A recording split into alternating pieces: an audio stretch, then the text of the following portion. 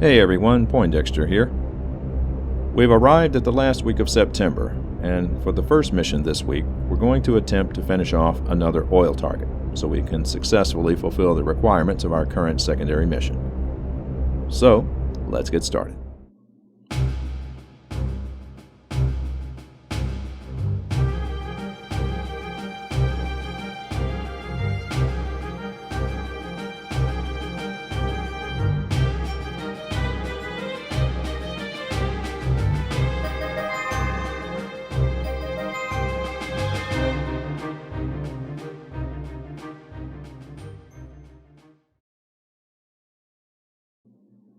Before we receive our weekly SO points, we need to do a minor bit of housekeeping.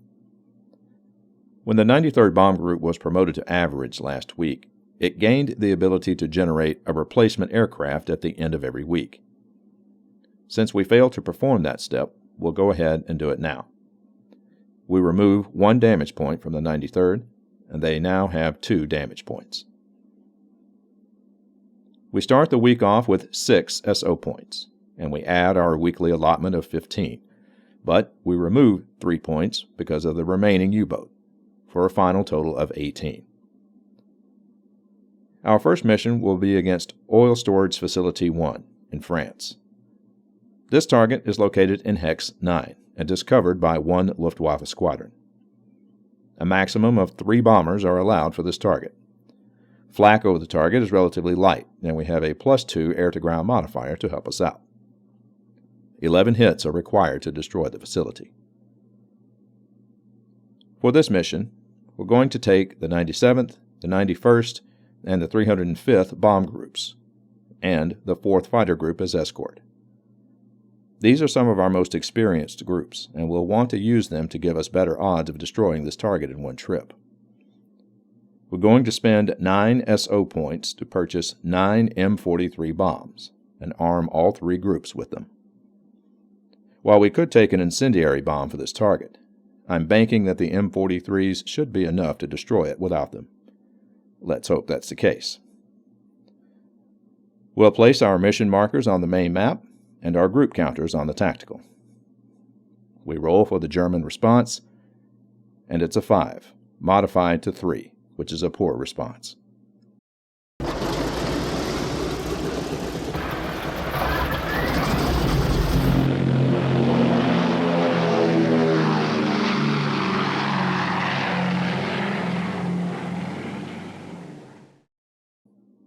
Our bomber force forms up over England, and we draw an event card. The draw is Combined Bomber Operations, and we add 3 damage points to the target, which will make our job of destroying the facility that much easier. The groups cross the French coast and arrive over the oil facility. 1 German squadron is activated, and we draw an ME-410. This bandit will attack for the maximum 3 rounds. Our Spitfire escort will engage the bandit and will attack first using Anderson's out-of-the-sun tactic. The 4th fighter group has a +3 modifier. We add +3 for the out-of-the-sun and a +1 for the 410's negative durability rating, for a final +7 modifier. The Spitfires dive in for the attack, and the roll is a 6. More than enough to destroy the bandit. The 4th received 1 experience point, and we move the bandit's disrupted counter to 1. The Spitfires reach their range limit and turn back for home. The squadron marker is flipped to its rearming side, with a 1 at the top, and our bomber groups line up for their bomb runs. The 97th flies through a flak barrage, and it misses on a roll of 5, modified to 4 for B-17 durability. The 97th will attack with a +1, and we add +2 for the target, for a final +3 modifier. B-17s drop their bombs.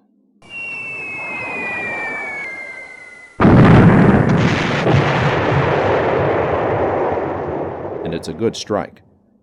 1 bomb misses on a modified 4, but 2 hit on a 10 and 12 for 4 points of damage. The 91st is up next, and she flies through a flak barrage. and it's ineffective on a roll of 1 modified to 0. The 91st will be bombing with a +2 target modifier. The B-17s drop their bombs.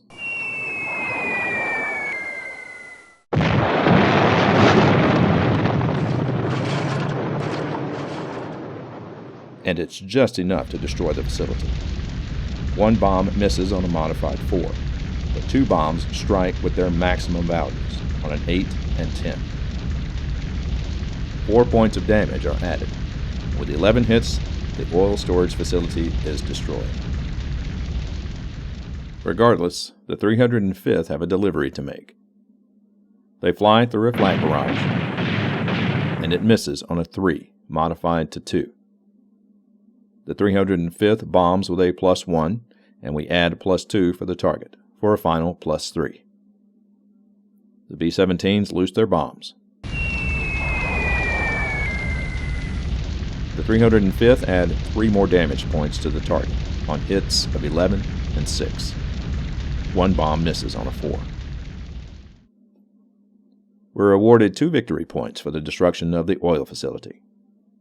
With that, our secondary mission requirements have been fulfilled, as we have destroyed a total of 7 oil victory points.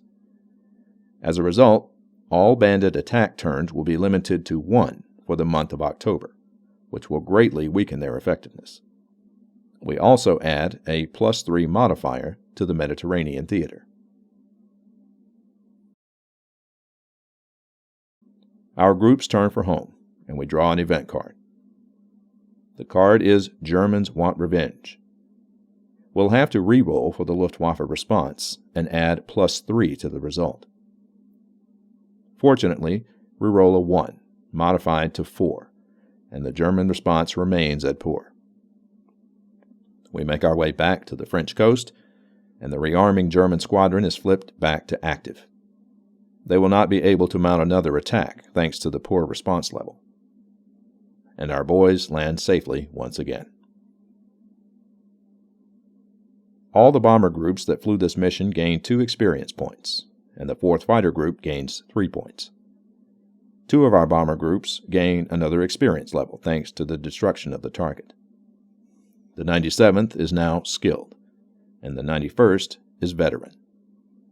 Our 2 victory points gives us a total score of 24. Our second mission for this week will be against Airfield 11 in Vannes, France.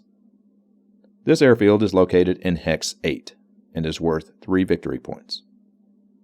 The plan is to take the fight to the Germans by flying directly over Hex 10, which has a German squadron.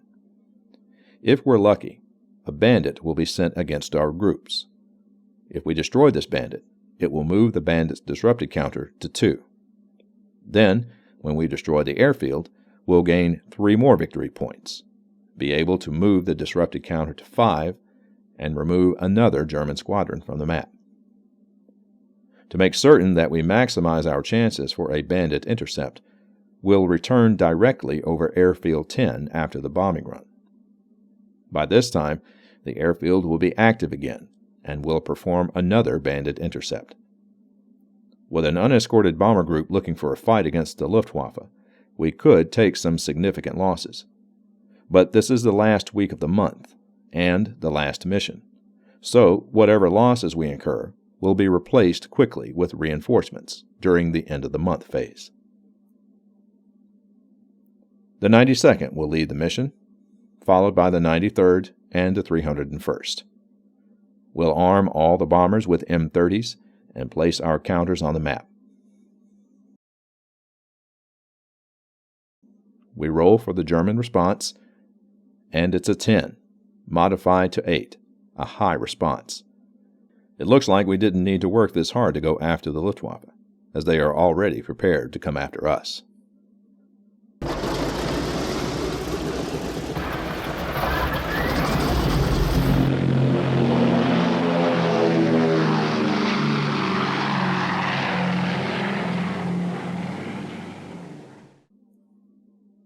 Our groups form up over England, and we draw an event card.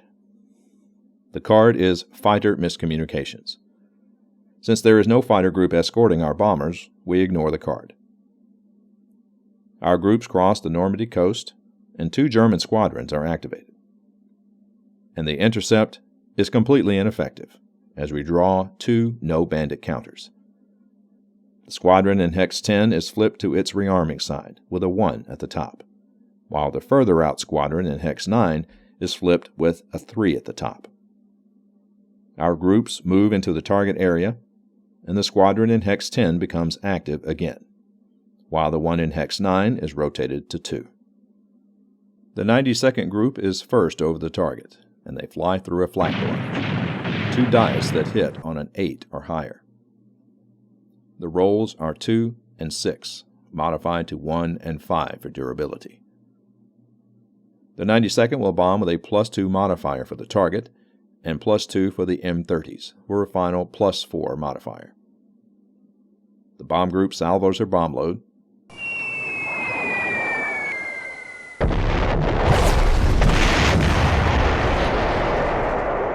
and it's a solid hit.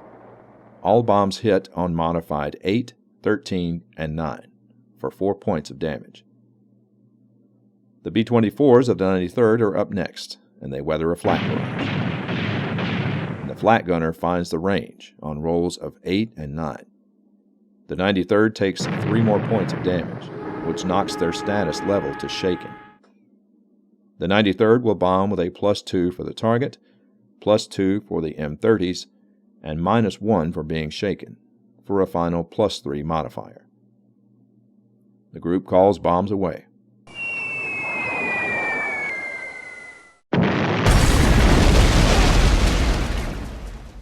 And it's an effective strike.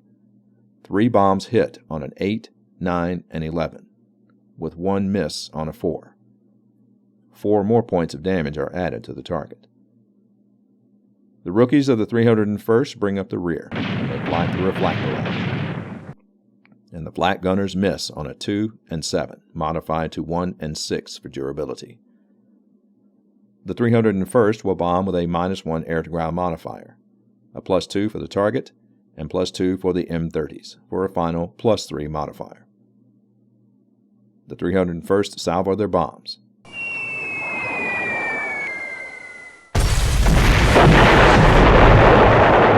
And it's just enough. 2 bombs hit on modified 10s, and 1 misses on a 7.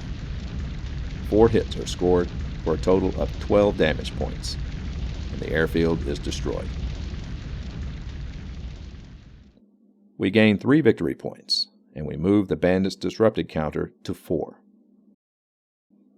The bomber groups turn for home, and we draw an event card. And we draw choppy weather. We'll have to perform formation checks for all groups during every movement step on the way back. The numbers in the bottom left of the group cards tell us what number we'll have to roll to remain in formation. Groups that are out of formation are more vulnerable to German attacks. Our groups move to Hex 10, and we roll for formation checks. And only the 93rd remains in formation. The 2 group counters are flipped to their dispersed side.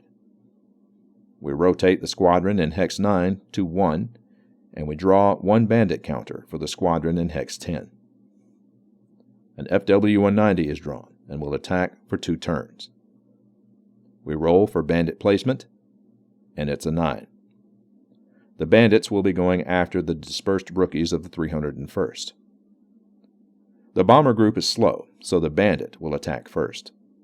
190 fires, and misses wide on a 1, modified to 0. The 301st would normally attack with a +1 air-to-air modifier, but since the group is dispersed, we add a -2 modifier for a final -1 result. Furthermore, when we add the bandit's positive durability modifier of 1, it adds another -1 for an overall -2 modifier. In short, even if we roll a perfect 10, it will be impossible for the 301st to score any hits against the bandit. Regardless, we'll play the combat out to its conclusion. The 301st fires, and also misses on a 1. The 190 takes one last shot at the 301st, and it misses again on a 3, modified to 2 for B-17 durability. The 301st fires back and misses on a 2, modified to 0. All the attack runs have been completed, and we place the 190 back into the bandit mix. We flip the squadron counter to its rearming side. Since there will be no more bandit attacks, we'll forego rolling for formation checks, and we'll land our bombers at the UK base.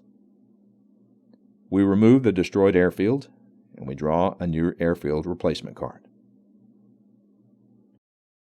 Finally, we move the week marker to month end, and that completes our missions for the week. Also, the 93rd group gets 1 replacement point, so the damage marker is changed from 5 to 4. The 93rd, 92nd, and 301st all receive 2 experience points for the destruction of the airfield, and we gain 3 victory points, for a total of 27. One more mission, and the 92nd and 301st will be promoted to the next experience level. Though we failed to destroy enough bandits to remove another German squadron from the game, the successful completion of our secondary mission will mitigate that somewhat for the month of October, as we will see shortly.